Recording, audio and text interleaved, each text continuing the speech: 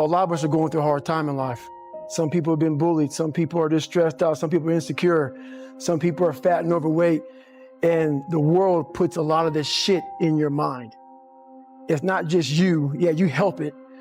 And my whole thing is about, I had to develop a mindset that was indestructible. I had to armor plate my mind.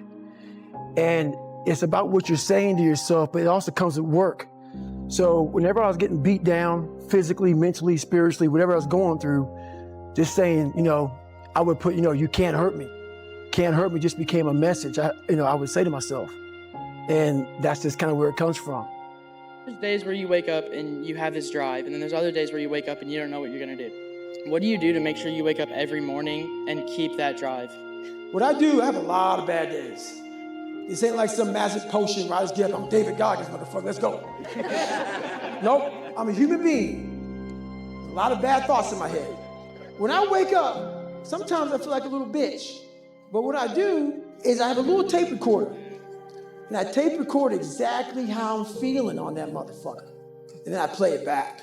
That's a bad fucking tape recorder, dude. Listen to yourself. Listen how weak and pathetic it sounds. That will not make you a winner or succeed at anything. You have to fight those urges to just say, I'm good today. So everything you say to yourself has to be something that energizes you to the core of your soul. So whenever that weak voice comes, you gotta smack it real quick. It's 44 degrees and it's nice and rainy outside. But no one cares about that. Not about the rain. It's what the rain represents. Life is always giving you a test. Trying to give you a way out. Trying to give you an excuse not to show up. This is my excuse today. But guess what? You gotta have the mentality to show up every fucking day of your life. No matter what life throws at you. It's our responsibility to show up to the Coliseum of life. Prepared for fucking battle. I don't care what you're going through, what life's throwing at you.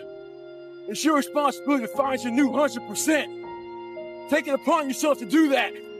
Stay hard. Let me teach you the real life, how it really is. The reason why you're a loser, and the reason why you're not fucking making it, I go to all these fucking conventions, speak all the fucking time. I look in the fucking audience and these people sign up fucking every year to go to a convention, thinking they're gonna learn something fucking different. No, you're lazy, you know exactly what to do. Because even me, in my state of, I can't read and write, I knew exactly what to do. It just sucks doing it.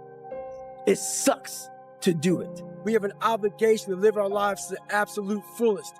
Life is one big tug of war, and you don't win that tug of war by pushing the fucking rope. You have to pull that motherfucker. And a lot of times you have to pull yourself through life. This morning, I did not want to get up, so I had to pull my ass out of fucking bed. But guess what? The more and more I got into that run, each fucking step into that run, I started gaining more and more confidence.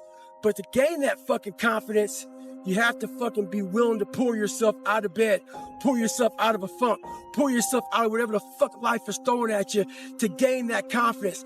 By the fucking time the run was over, I was like, fuck you, motherfucker. I once again beat your ass. You gotta be willing to find the confidence. Stay in the fight, stay in the war, stay in the battle, armor your mind.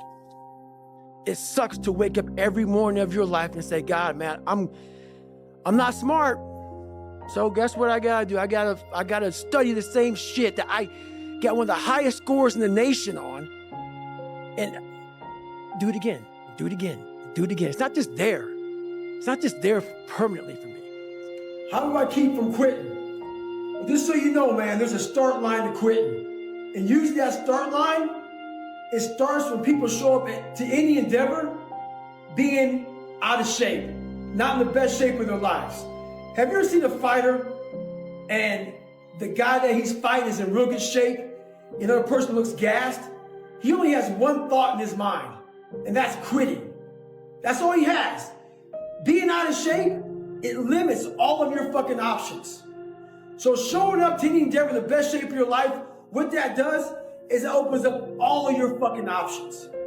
And the biggest option that it gives me when I show up that way is, all right, I'm in the best shape of my life.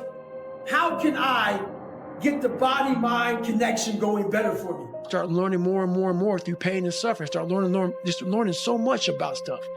Before I knew it, man, I built this beautiful car. I'm like, how the fuck did I do that? And I knew how, and I know how to do it because I have all the tools. Through all the failure I went through trying to build this person who's Goggins. If I have a big manual to study, I will have to get a bunch of spiral notebooks from the daggone store. And each page, I have to write each page out, maybe 10 times. So there was a 1,000-page dive manual. Most people, I'm not smart, I'm gonna go see if I can pass this test. I realized, hang on a second, I'm not smart. How can I get past this? How can I get through this obstacle? I need to acquire this book 18 months in advance because it could take me 18 months to write down each page over and over again to then put it to memory. So when the question came up, I had written that question so many times down on paper that I can recall, and that's how I did it. So you got to strategize on each problem you have in life. Slowly break down that problem. Don't think about all the problems you have, just one at a time. And before you know it, you fix all these problems, but you cannot focus on all of them. Just on the one thing at a time. Whenever I take these tests that are real hard, in the back of my brain, it's like, it's a good chance you're not gonna make it, Goggins. This ain't you, bro. This ain't you. You weren't born like this. This ain't you, the real you, bro. Study all you want to, but the second that fucking computer comes on with 150 questions, this ain't you, man. And somehow, comes back, I passed. Passed again, passed again. But that real me back here every fucking time is saying, that ain't you, bro. That ain't you. And I have to outwork that voice. When I'm taking that test and I get to a question, I don't fucking know the answer, I'm like, fuck, man. And then say, I told you, man, that ain't you. You're 300 pounds, man. You sit at home, you figure out how to do your hair. That's what you do. How to come to school with the reverse baldness when you're 16. That's you. Anybody that follows me knows one thing. I should be a fat guy. So I get all these fucking emails about how people want to lose weight. I want to lose 50 pounds, Goggins, in 3 months. How do I do it? My response to them is, what have you done so far? I know the answer. The answer is nothing. I know you didn't wake up one morning and decide to fucking damn email me to see what you could do. You woke up for days and weeks and months, not like what you saw in the mirror, going out for a little run, feeling your fucking damn fat, jiggling shit. If you want something, everything out there is free to you. Google the motherfucker. My diet was breakfast run, lunch run, fucking dinner run, snack run. Stay hard. People don't know how to turn their minds on. People don't know about this boats and logs, why I say it, why I start yelling. I'm trying to activate something. I'm trying to activate passion, want, hunger, the dog, the savage. That motherfucker's falling asleep.